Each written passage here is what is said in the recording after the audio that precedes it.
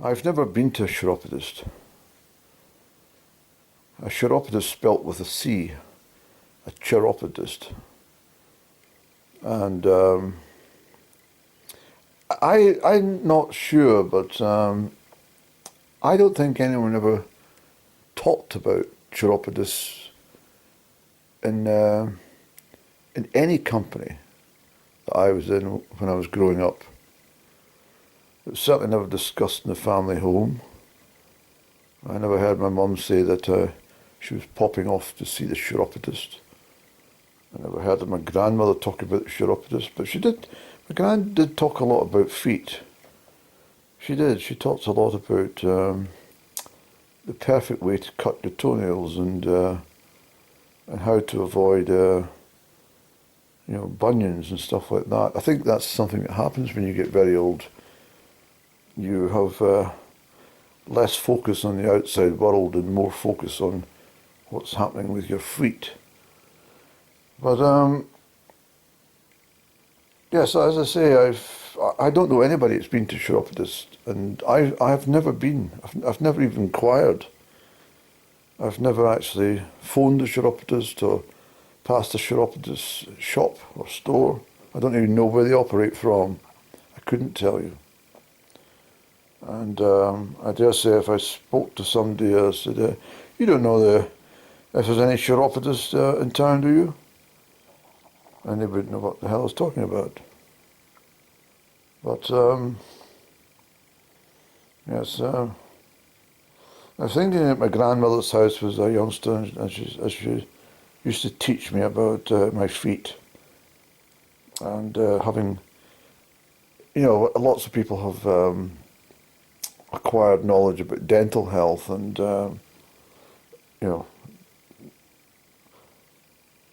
proper hygiene and keeping all parts. I mean, I said before, I nail bars, I think that's just they really are the most frivolous thing. I think nail bars, I actually passed a shop a couple of days into the new year, and I saw some woman sitting, gawking ahead of her as I was stationary in traffic. I couldn't help noticing this brightly illuminated shop that she was having her nails done. I thought, crikey, it's the 2nd of January, nothing better to do. Ponder about your nails. But anyway, that's said and done. My grandmother used to tell me to wash my feet often. She said, you don't need a bath and you don't need a shower. I think I mentioned this earlier this evening. Because she said, as long as your feet are clean, then... Which was very strange and had a lot of oddities, my grandmother. And great respect to her. So I was down putting flowers by her graveside on Sunday, as I was with my parents and stuff. And I didn't load that, but I was talking about my great-grandmother who passed on in 1949, but so I was laying flowers there for her because I have a photograph of her that sits in my bedroom. It faces me each night I go to bed. I'm sure she's my guardian angel because she, I don't know the woman, but she seems to have always been around me, and I've always had her photograph since I was a child, not far from reach, and I think she likes that. And anyway, I've lost the point of my story again. Oh yeah, so it's my granny I was visiting and her graveside, and so I was thinking about how she taught me all this stuff about looking after my feet. And I have to say, strange as it may sound, it was all very good advice. She didn't go as far to say, make sure, Andrew, as you get older, you don't wear any women's shoes, high heel shoes or anything. She didn't go that far, but she said to me about having good and proper footwear.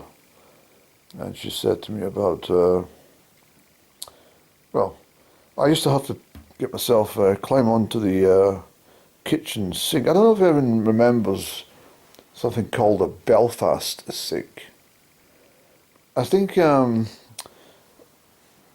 Belfast sinks suddenly went out of fashion with stainless steel when it became mass-produced, and everybody started to get rid of the old ceramic Belfast sinks and make them decorative ornaments in the back of gardens and stuff.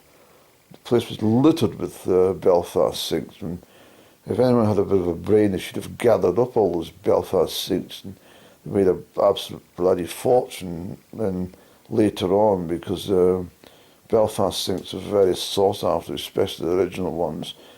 And as the name implies, the Belfast sinks were originally made in Belfast, in Ireland, Northern Ireland, of course, and they were absolutely marvellous. They were so deep that as a child you could stand with the water filled to the brim and it would get up to the top of your thighs. It was so deep. It was like having a bath in a sink. But anyway, I used to fill this sink.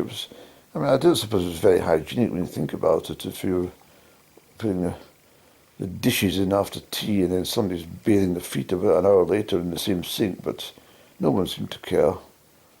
But clambering up on top of the units, I'm sure you may not be interested in this, but there's a point to the story, of course. But so as I was clambering up onto the tops of the units and putting my feet in this Belfast sink, my grandmother would come through and she'd say to me, "Have you put any soda in there? Have you put any salt in there?" I said, "No." And she said, "Well, put some salt in." So she gathered up some salt. And it wasn't that, that bleached table salt. It was a very fine salt she used to have. And she had soda crystals. And what else did she put in? She put in lots of stuff. And I always remember my toenails were pink and clean, and the feet were gleaming. They were gleaming clean. And all the salt would kill off any of the bacteria, of course. See, this is the thing that people don't understand, that they all want gold and they all want diamonds and they all want currency. But they forget that the biggest currency of all was salt. Salt was the most sought after product on the planet at one time. And it may come back again, you see. And of course with salt you could barter for anything. And of course salt is a very, very natural product. And very good for you, despite what the medical experts try to tell us, which is a con. Salt is very good for you. If you have any problems with your skin, bathe them in salt. If you want to clean your teeth a little, use some salt. And even a little drink of salted water every so often is not bad for you. Not at all. Your body needs salt. And because your body needs sodium, doesn't it? Anyway, what else was I going to talk about? Yes, so sinks. And I remember that any occasion where you're visiting anybody, or I'm talking just because of being observant, not nosy, but just observant, and you would come down and after you would be using the lavatory or something, and you come down and you say, "Hello," I said, I just noticed you've got a shank sink. yes, we do. And I said, well, that's absolutely wonderful to see that. I said, I love shank sinks. They really are the best sinks in the whole land, isn't they? Anywhere you go, you see a shank sink, then you've got a good sink. But nowadays, if you go to buy a sink, it either comes in the shape of a goldfish bowl or half a goldfish bowl. Quite ridiculous, actually. I said to my plumber, I said, plumber, this sink is leaking water all over into the floor. Is it? I said, yes. Well, I don't see any gaps or any holes. I says, no, it's when I go to wash my face. The water all appears on the floor. And he was rather puzzled by this statement, and he says, I don't quite understand what you're talking about. I says, well, let me demonstrate slightly. So I filled the wash hand basin in the bathroom, perhaps about 60% full, maybe less. And I said to him, now, if I stand astride the sink and I bend down and plunge both my hands into the sink and gather up some water and drag it towards my face, can you see what happens? And I've never seen an astonished plumber in my life until I saw that plumber that day, and he says, "What, you're bringing all the water out yourself?" I says, "No, I'm washing my face." I says, "I'm washing my face." He says, "You don't wash your face like that." Who on earth washes a face like that? I said, that's a right and proper way to wash. No, it's not. You're going to get water all over your floor.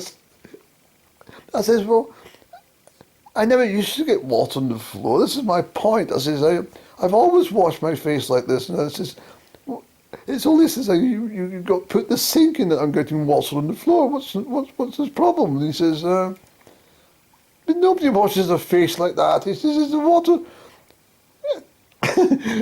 And he was looking at me, and I could see he was like, he was very distant. It's almost like he was in a dream. And I said, are you okay? And he says, and he shook his face a little, and he said, I'm trying to gather what you mean. I says, well, watch again. And I demonstrated once more. I says, watch me wash my face. And of course all the water came out onto my trousers and down onto the floor and all around.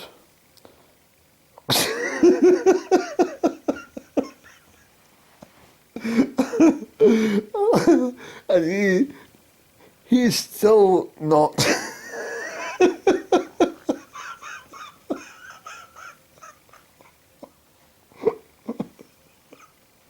I'm quite sure this plumber's gone to tell all his colleagues that there's a fucking lunatic